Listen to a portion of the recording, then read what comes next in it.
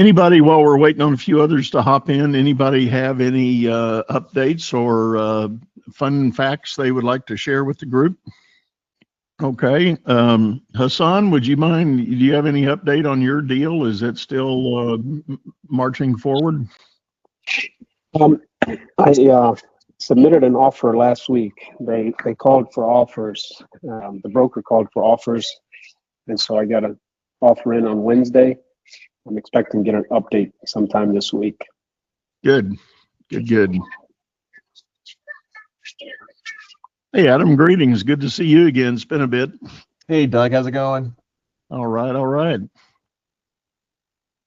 Puneet, how you doing with diving in with the material? I know you're a relative newbie with us, but how are things shaping up for you? Good. I mean, just ebbs and flows, but I'm trying to blast through it as quickly as possible because I just want to get started and get a thesis going and multitask with NDAs and things like that. So Good.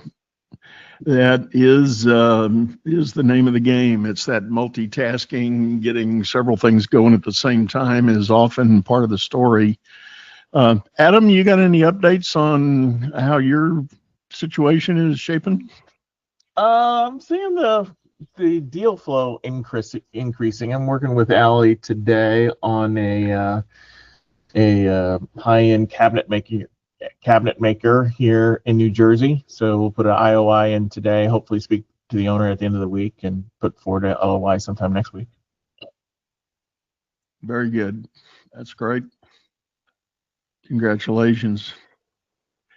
Daniel, I know you and I talked late last week. You got any news over the weekend on your deal?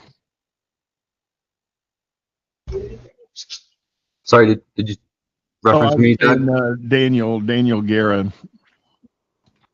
Oh, hey, yeah, so far we are still under due diligence and we're getting close. We're getting close to having Acquiro's team look at the deal and see if we're going to move forward with it. So as far as I can tell, everything looks great in terms of like the numbers that are coming in and, you know, checking out the bank statements, general ledger and so forth. So I don't see any red flags from my end. So yeah, hopefully maybe this week we'll get the ball rolling with Acquiro's team so we could really do a deep dive for the next month or so and see if we move forward with the business. So Okay. good. Sounds good. Sounds great. Well, I want to go ahead and kind of dive in. I'm going to be your tour guide today. What I wanted to do is spend some time, and I'll be sitting with my executive coaching hat on. And I want to talk a little bit about mindset and frame of mind as you go into these deals, because it no doubt represents a life-changing moment potentially, whatever life has been as you know it, predominantly probably in a W-2 related job for most of you. Although I know we got a few people that have already been sort of independent entrepreneurs, but the majority are coming out of a W-2 world. And even if you've had some management and leadership responsibility in a corporate setting, when you step into one of these shops or one of these facilities that these businesses represent, it's a different ball game, and it does take a different frame of mind and potentially a slightly different skill set. But I think the first area where I see occasional challenges emerging is just in the process as you're working the process to identify. And the way I like to talk about these deals, a lot of times there is as much art involved in success as there is science. And the science part comes down to doing your numbers, doing all your analytics, performing due diligence, following the somewhat prescriptive ways that we describe proper due diligence, and the technical things you have to do with your banker and your attorney to properly structure a deal, get it papered and ready to close. That's all the science side of things. And granted, our training spends a lot of time explaining that and working through that, providing templates, etc. But the thing that perhaps we don't talk enough about is the art of making this happen. And I'll start with the idea of building that relationship with the broker and ultimately the seller. And relationship building is, a very psychological and emotional moment to try to be able to connect with someone that's wanting to sell one of these businesses. And I think sometimes it's got to start with just an appreciation of the emotional event they're going through to commit to sell and release the reins and hand over this baby they've been nurturing for X number of years. And I think there's a potential for discounting that emotional impact on their side of the table by diving quickly into the numbers and just wanting to extract information and become almost, and I'm not accusing anybody, but I'm just saying the risk is becoming almost robotic and insensitive to what you're doing. And I think it's important to communicate a kind of empathy and compassion as you're going through this. I'll share with you an interesting tidbit I learned not long ago. I had another coaching colleague sit in with me on my podcast, and she was describing the fact that in modern leadership development theory, there's a lot of talk about leaders needing to be more empathetic and connecting with their people in a new and different way. And she actually called out and said she doesn't agree with that teaching. She believes that there's a risk in leaders being empathetic. And I said, "Oh, really? How so?" And she said, "Well, let me give you a scenario. If you're walking through a park and the park has a pool and there's somebody in the middle of the swimming pool drowning, to be totally empathetic with that person, you have to agree to experience what they're experiencing. That sort of fear and panic and frustration and all of that might be going on. To be empathetic, you really have to experience that with them." And she said in her story, literally jump in the pool and start drowning like they are. That's perfect empathy. And she said, but you can be compassionate. You can look at the situation and say, oh my gosh, this person's in trouble. I'm going to help. You can have compassion for them and reach in or find a rope or a stick or a board or something and, help them get out of the pool. I thought that was really interesting. So I think perhaps what that says to us in the acquisition game, when you're talking to that seller, you can think about being empathetic, but you don't necessarily have to go exactly into their shoes and appreciate what they're thinking about the release of the business.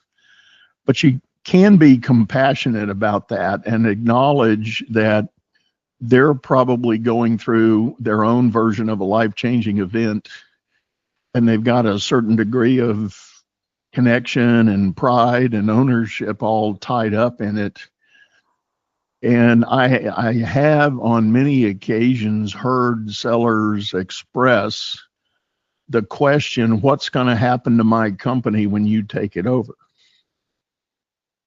And it's like you kind of argue on one hand, you say it's none of your damn business. I'm going to do it my way, but that would not be compassionate and certainly wouldn't be empathetic.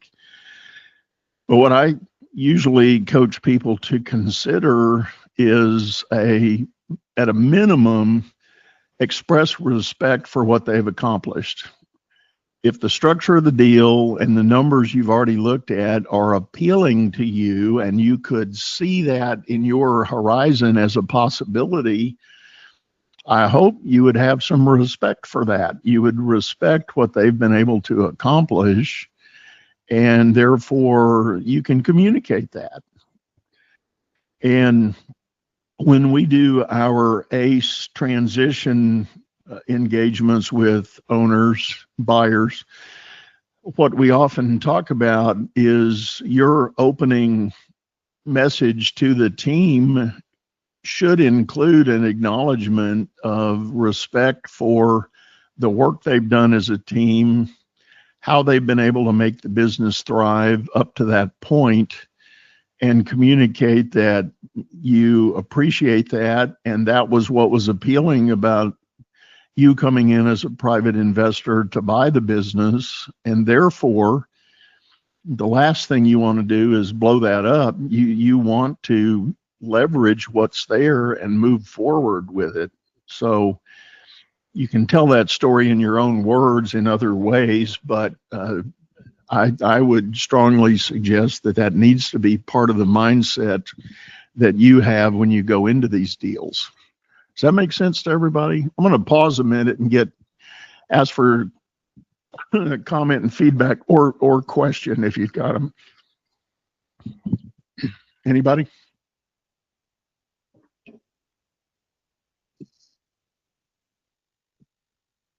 Doug, this is Dana. And the ones I've been involved with, that message you just laid out is always well received. You know, and respect what you guys have done. I respect what the seller has done, and why he's chosen to sell it. What you guys have built is what interested me in it, and I think there are places we can take it. This is kind of a growth story. It's not it's not Chainsaw Al coming in. It's a growth story, and there'll be other opportunities for everybody here if we work together and work together well, and I'm sure we will. And I want you guys to teach me what you've done. I want to see it, and I want to learn as much as I can about how the business operates from your points of view. Well, that is extremely well received. So, Puneet, you had a question?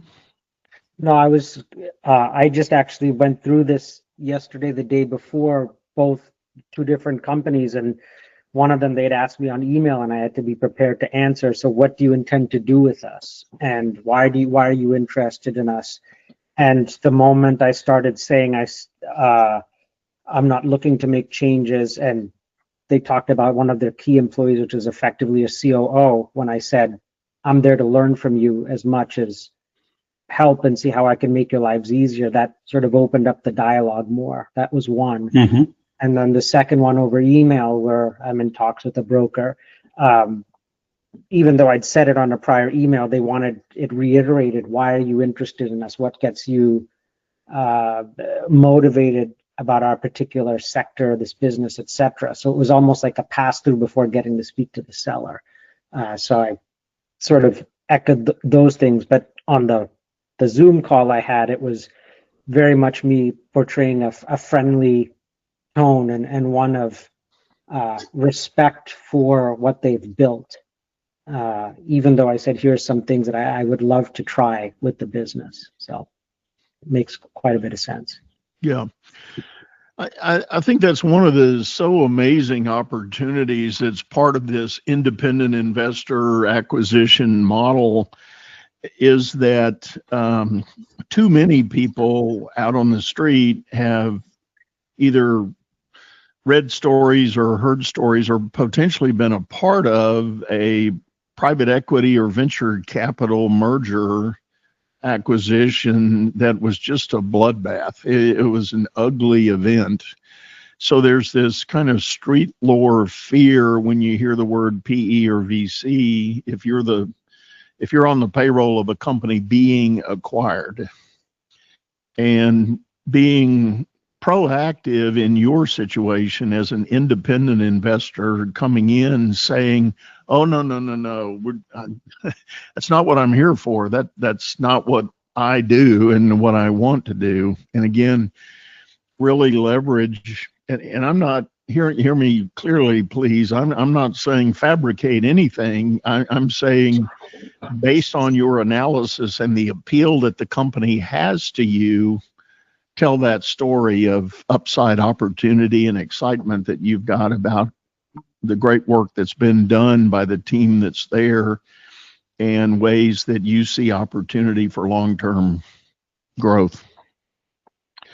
And I haven't yet met anybody that doesn't want to be part of a positive upside trajectory in the work they're doing.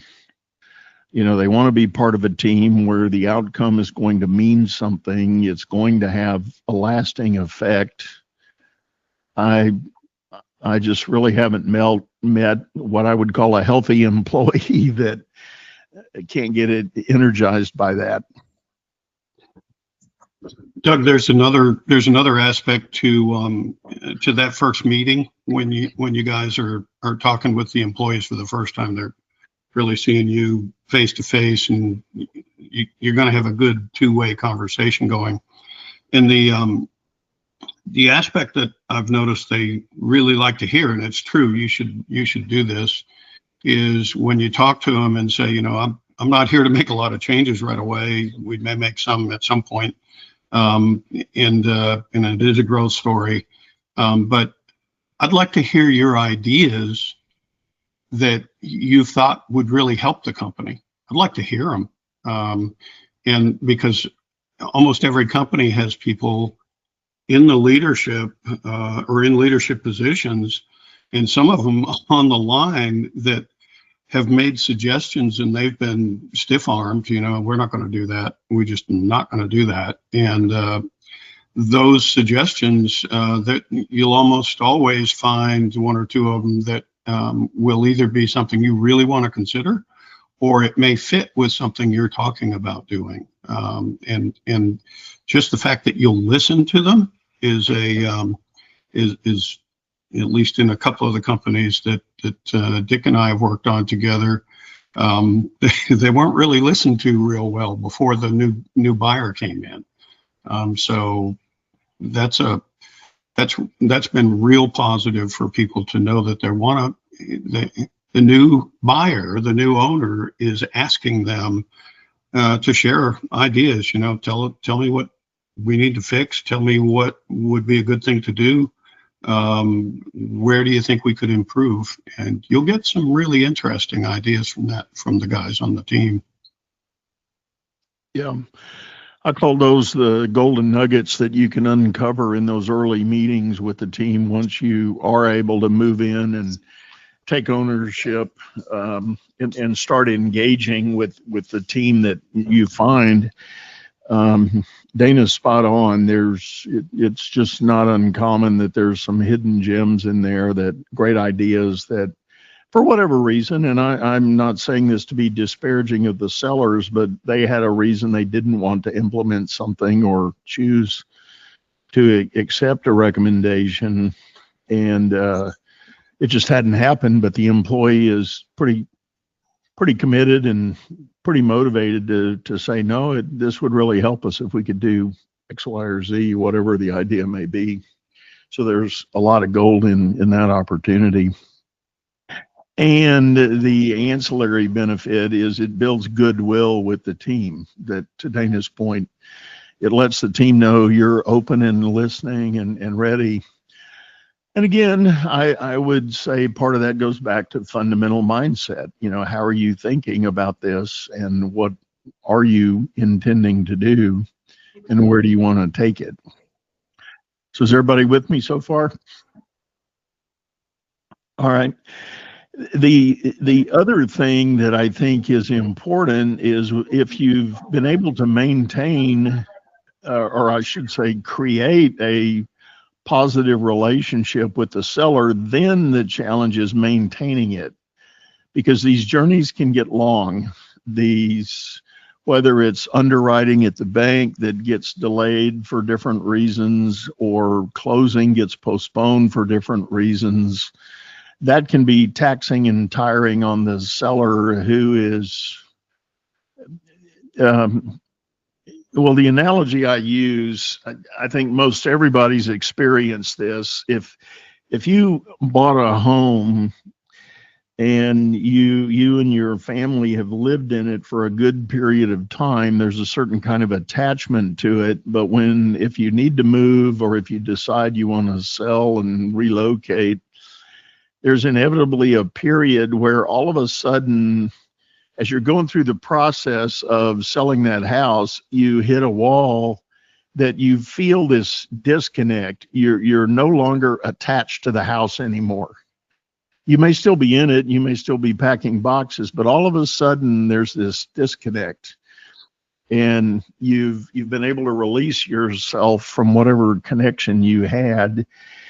I think that happens with these sellers. As painful as it may be to think about releasing the business and selling, I think they too finally get to a point, they begin to disconnect. And if your process to get to closing hasn't kept up with that, you run a real risk of alienating that seller, and it may not be your fault at all.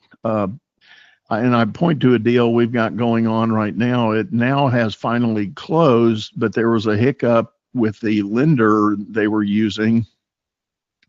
And by the way, they were not using Allen at FIB.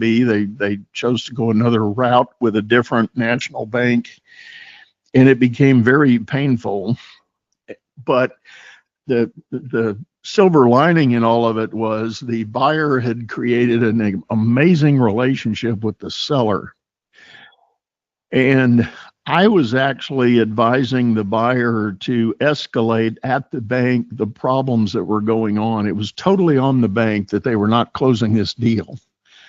They were not telling him that there was a problem with the underwriting, but they were having an internal fight over some perceived legality that one of the bank attorneys had uncovered, and other parts of the bank didn't agree, and it was back and forth. It was totally internal at the bank. Nothing on the buyer, nothing on the seller, nothing to do with the underwriting. I was encouraging the buyer to try to escalate at the bank, get to a department head, get to somebody else that could stop this insanity that was going on. And we're talking weeks, not days. And to give you a magnitude, it ended up being 3.5 months of delay in this deal. And the seller, when he heard the buyer was willing to escalate with the bank, the seller said, "Oh, please don't do that. They may just blow it up. Why don't we just ride it out? I'm okay. I'm going to be okay." And so with that piece of intelligence and information, we agreed to just let it unfold organically and resolve itself, which it did in fact do.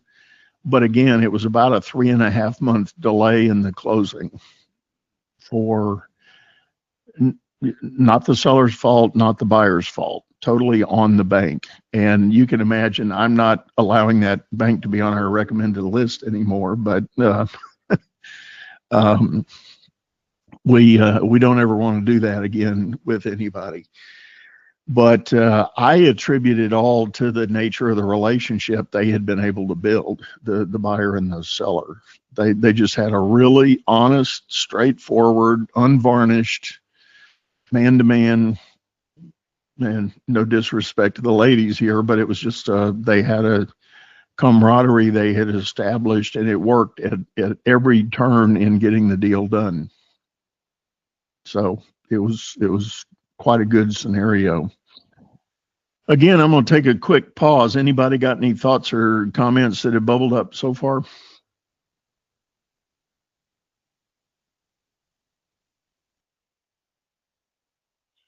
Okay. Well, one more turn here that I will elaborate on as we still think about fundamental mindset and success in making one of these transition work, and that is the closing and the post-closing events. And as most of you know, we at Acquira, we do offer a somewhat custom designed alternative to doing transition. We call it the ACE program, and it is a dedicated package. Myself, Dana, Dick Hindy, who's on the call here, we are part of the integrator team that helps you make these transitions. And what ends up happening is, for all the work you feel like you've had to do to get through due diligence and closing, now the fun starts when the keys are handed over and you walk into the office and it's now your company. And I think for many, there is potentially an immediate reality that settles in.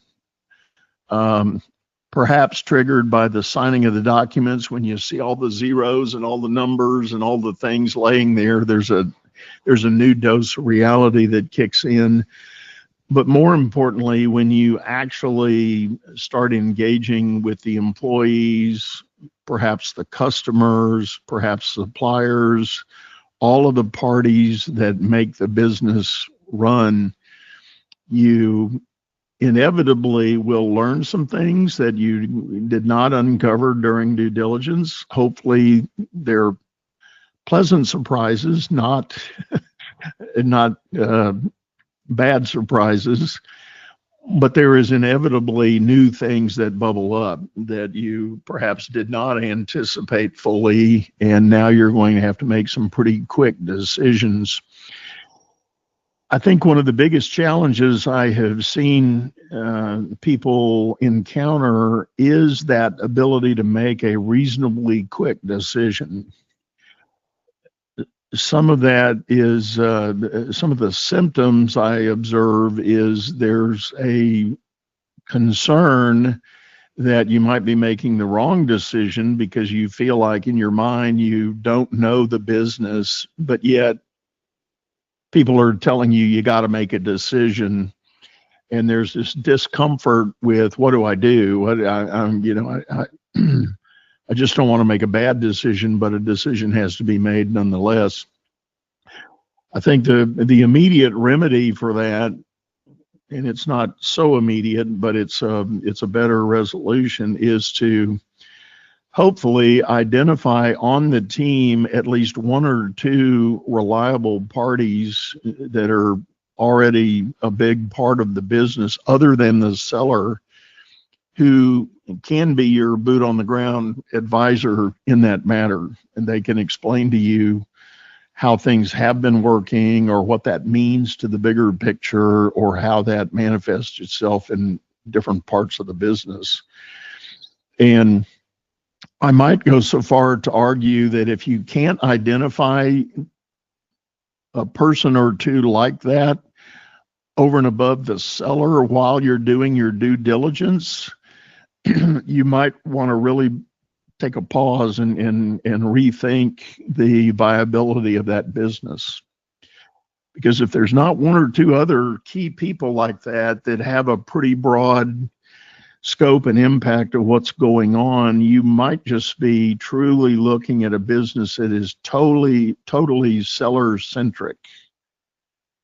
And that means you as the new owner are not going to have any freedom at all for quite some time while you figure out how to develop those people on your team. So that kind of backs all the way up to part of due diligence in the way you evaluate the list of people on your payroll, what their role is, what their function is, how long have they been in that job, what's the nature of the job description, and even some of the skills matrix type detail of what they're capable of doing, and how does that map into the overall process of the business. Dana, you got any thoughts on that? Yeah, it's when you're having discussions with the seller, who do you rely on?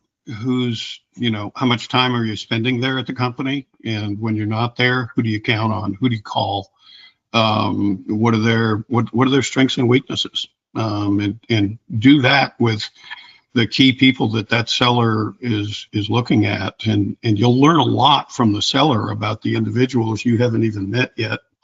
And then when you're ready to meet them, you have that in the back of your mind, but don't assume it's all true.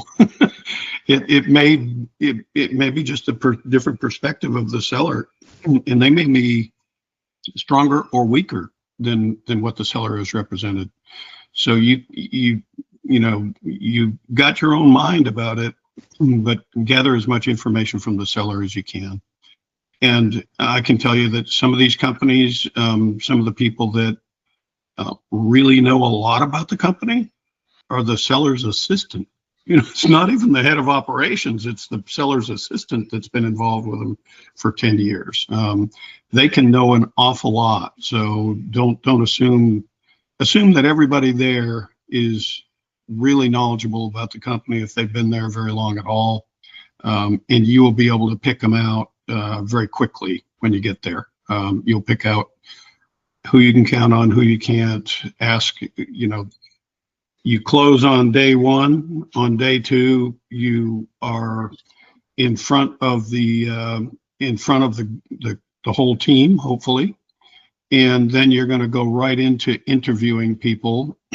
And at least in the ACE programs that I've been involved in, I typically am there with the seller or with the buyer, excuse me.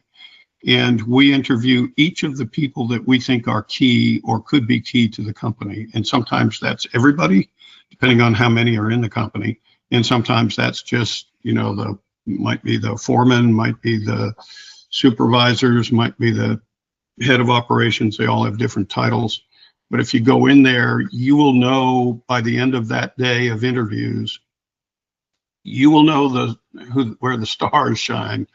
And you will know them really quickly. And during that conversation, you'll spend hopefully 45 minutes with each one of them and get a chance to talk to them, to get them to talk to you. And you'll be able to draw out their thoughts on the company, their thoughts on the role, what they've been doing, what they know, what they don't know, how they would like what kind of suggestions they would like to make that you should be thinking about. And you'll get a ton of great information from them. So at the end of day two, you're going to know a lot about that company and who the movers and shakers are. So does that help? Yeah, well said. Thanks. Well, the last area I want to talk about, I have spoken this before, and I'll repeat it again. Just in the overarching spirit of making this life change for yourself, there's a fundamental question to be asked, and that is, do you want to buy a business or do you need to buy a business? Think about that for just a minute.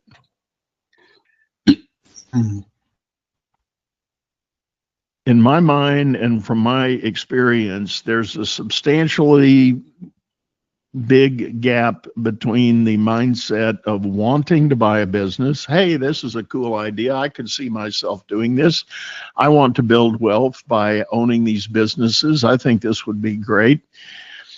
And I've got this really nice W-2 job right now that's helping me accumulate some wealth. I've got a high savings rate every month that I can pack my war chest. So I can work at buying a business, and however long it takes me is okay. And I'll figure that out. And I'm not saying there's necessarily anything wrong with that approach. The challenge is you may never finish the process if that's the way you're looking at it. But if you commit to needing to buy a business, and that would almost go so far as to say, for instance, we're coming up on a year end here, so I'll use the calendar analogy. By January 1, I want to own a new business. And now you would have had to make that commitment a few months ago to make it work. But I'm just saying, if you make a date certain kind of goal there, then your motivation, your intentionality about what you do every day. You know, every day there needs to be something intentional about moving this project forward. You know, are you just at the starting gate? Have you not looked at any listings yet? Have you not tried to make a connection with a broker or a seller? Well, when are you going to do that? And you know, how quickly, and how many of those conversations do you think you're going to need before you find the right business that you would like to pursue? Oh, I'm sorry. I heard some background. Was that a question or a comment by anybody? I think it was on my end, Doug. Sorry. Oh, sorry. No worries. But if you think about it in classic project management style, there's certain milestones that have to be accomplished for the project to be completed on time. So if you set that date certain and you say, well, let me just take a different example for the calendar. If you're just getting started on this journey and you say, no, I really need to buy a business, I want to be closed by next May. So here we are in December and you say you want to be closed by May. Well, you start backing up. What do you know for a fact? Well, most SBA bankers are going to tell you, I'm going to commit to a 60-day turnaround. Well, that's a big chunk of time, but put that on your timeline. Well, you better have a deal under LOI by late January if you're going to make a May closing with a 60-day SBA underwrite in the middle of it, right? You start putting those blocks of time out on the calendar and you say, oh my goodness, if I'm going to have an LOI by the end of January, how many calls, how many connections do I want to make with brokers and sellers between now and then so that I can get some deals on the board and, you know, have some discussions and begin this process and get it going. So I guess what I would say, the key word here is intentionality. Being very intentional, not just in the big picture, but take your big picture intent and break it down into monthly, weekly, and even daily hurdles that you've got to hit to be able to accomplish the end game. Does that make sense?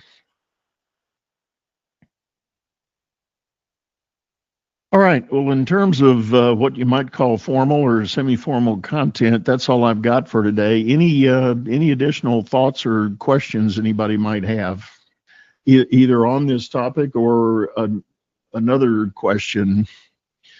I've got Dana and Dick here with me. If you've got other questions about operations or finance, we can get them to jump in as well.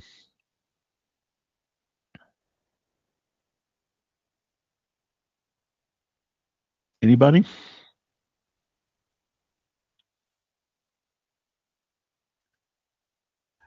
Doug, I think an important thing to keep in mind too when you're looking for a business, and kind of going back to your comments,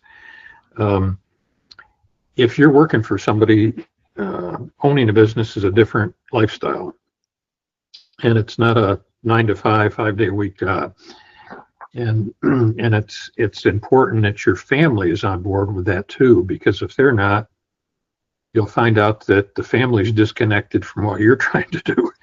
And that's going to create problems, you know, with your family or at the office, one or the other at the business. So that's one thing I would get your mind on very early when you're deciding, I want to be an entrepreneur and a business owner. Can you give up that 9 to 5, 5 days a week and be on call when things are needed in the business? So some people can adjust to that, and it's a big eye opener in the beginning. Great point, Dick. And I'll add to that. I know I can think of several that I've talked to. Part of their motivation for pursuing this is that the W-2 job they're in that's supposed to be 9 to 5 is really already 60 or 70 hours a week of expectation and demand, and it's taking away from the family, and so they're already suffering that. And there is a belief that by owning the business, you're going to have more independence and flexibility and ability to manage that in a better way. My long-term answer to that is yes, you can. However, the one caveat is you better strap on for that first year to be equally potentially 50, 60, maybe even 70 hours while you get your head and hands around the business. And whether it's on-call things. Now, is that everybody's story of everybody we've worked with through Acquira? No, not exactly. But there is the risk that the business is going to need your attention pretty much full time. We are dealing with a situation, I do not want to name names, but we're dealing with a situation that the seller has turned out to be a chronic alcoholic. We didn't know that in underwriting. He has been very disruptive to the point of we might be helping the AE pursue some legal remedy to get the guy vacated from the premises, and that has a ripple effect on the seller note and many other aspects of the way the deal was structured. It's a very challenging situation, to say the least, but it's a reality of what was I don't want to say inherited. What's the right word? It's what was encountered in the transaction. So I'm still pondering that. I don't know what you can do in due diligence to determine whether or not a seller's an alcoholic. I mean, not to be insensitive to that because it's a serious matter, but the old joke is, didn't know the guy was a drunk until I saw him sober one day. It's almost impossible to determine that in the due diligence process as we know it. So perhaps, and potentially that's another argument for the on-site early on in the game, is at least if you're in the building or in face-to-face with the guy, you might smell it and you might know it. And, that in and of itself raises a red flag, as it would have happened in this case. If we talk in hindsight, I think that would have been true. But anyway. Doug, I had a thought on that very same subject, if I might. Yeah. You and I have talked about this, and Dick have talked about this a number of times, but I'd ask the group here if you know, one way to think about it is to know that you're ready. I'd ask you, are you comfortable being uncomfortable? And because you're going to, in my own personal experience, coming out of a giant bank, JP Morgan, years ago, things were pretty predictable. And I might have been working 60 hours a week, but everything was really predictable. I was ready for, I did not like, and one thing I would ask you to ask yourself, do I need to analyze something for the next 3 months before I can make a decision? If you do, entrepreneurship is a tough environment to do that. You're going to be making decisions with limited information, based on your gut, based on the advice of the people around you. And you need to be able to make pretty quick decisions and be confident doing that. And also to recognize that you may make the wrong decision, and that's not the end of the world. You can correct it. And that can be hard for people to get through. Like I made the wrong decision. That's not a disaster. It can just help you learn for the next decision you make, whatever the mistake was. But if you're comfortable being uncomfortable, if you can make quick decisions based on limited information, if you can build relationships with those folks that are working with you and for you, you probably are going to be in a good spot if that's kind of the way you feel naturally. I can make a quick decision. And if that's who you are, you can do this. I absolutely believe you can do it. But if you want to study something or are afraid to make a decision, then you want to really look inside And the other thing is, as you look at the people that you just acquired a company with a group of folks. You kind of know what's strong and what may not be. You got a pretty good idea of it. You go through that first day of interviews. You really have a good sense of where things are. You get off to the next 2-3 weeks of running. You may find that your assessment of one individual may have been incomplete, and that may not be the right individual. And if you've got somebody that's toxic, don't wait. Do what needs to be done, get them out of the way, and find the right person. And if you're comfortable with doing that kind of stuff, and I'm not saying, you're not going in there with that purpose, but you have to be willing to do that if that's what's required. And I can tell you from personal experience, you'll feel a whole lot better if you get the problem behind you than if you allow it to continue to dictate how the company is performing, and you don't want to do that. Again, well said, Dana. Thank you. Likewise, Dick. Thank you. All right, one last time. Any other thoughts, questions, or comments? Otherwise, we're going to wrap this up a little bit early, give you a few minutes back. And nope. Yeah, I got a question. Yeah, Dana. Could you describe the role of a people and culture person in detail? Could you maybe I have an idea of it. I'm just, I make a lot of assumptions and just want to hear it from you. Yeah. There are a couple of reasons we recommend identifying and dedicating a people and culture person. It covers a pretty big waterfront. Most of these service businesses do have a challenge of maintaining staff. There's inevitably some turnover in these businesses. Now, when you've been able to create a culture that attracts the right people, your likelihood of turnover is going to be less. People like working at a place they enjoy being a part of, but sometimes these businesses, the owner founder has not done a lot of work in building that culture for their business. They've hired people, they've found techs, whether it's construction tradespeople or licensed experts and so forth. It's just I need a button, a seat. Who shows up at the door? I'll hire him. You're hired. You're on the payroll, and maybe they last a year, maybe they last 2 years, but they don't last 5 years. So there's this churn.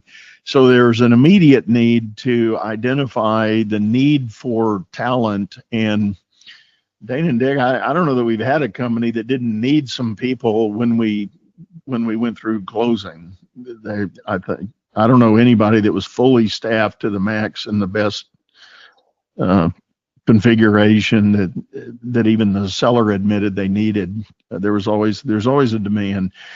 So there's a short-term need to have somebody that can work that process. You don't want to be the guy that's trying to get ads posted in the local market, take the phone calls, do the initial screening setup and all that. You may want to sit in on the interview, but you don't want to have to do all that administrative load of getting that teed up and set up for that churn that might be happening in the short term.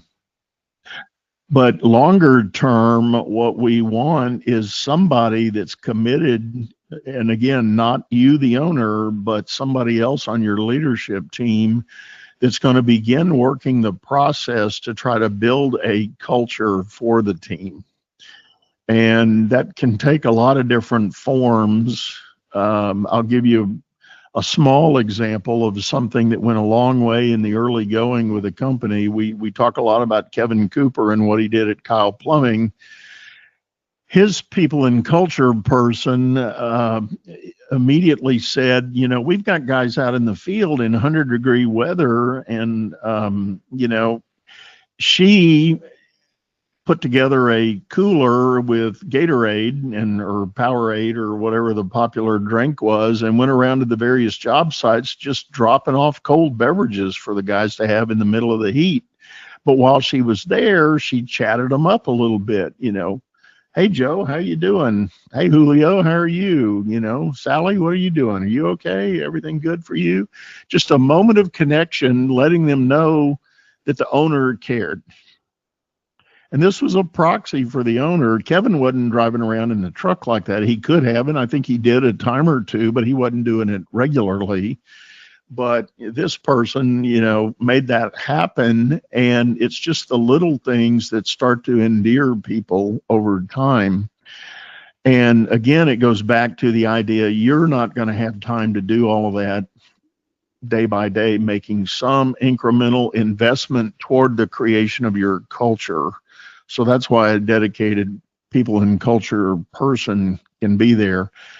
And the third element of this is the idea that if you do have an employee that starts to go sideways, you don't want to have to be judge, jury, and prosecutor on that matter. You want to rise above that a little bit. You might be involved again. You might be that final interview that says, you know what, we're done. You can't be here anymore. You've got to go. But you as the owner are not involved in the ramp up to get you to that moment. Somebody else is pulling all that together, having some of those initial discussions.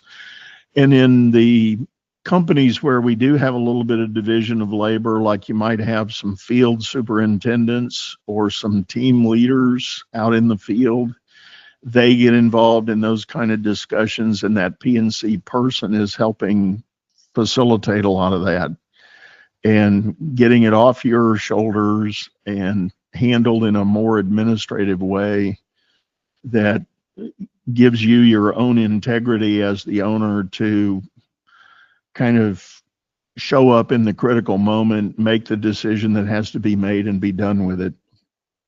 Does that make sense? Yeah, I appreciate that. Thank you.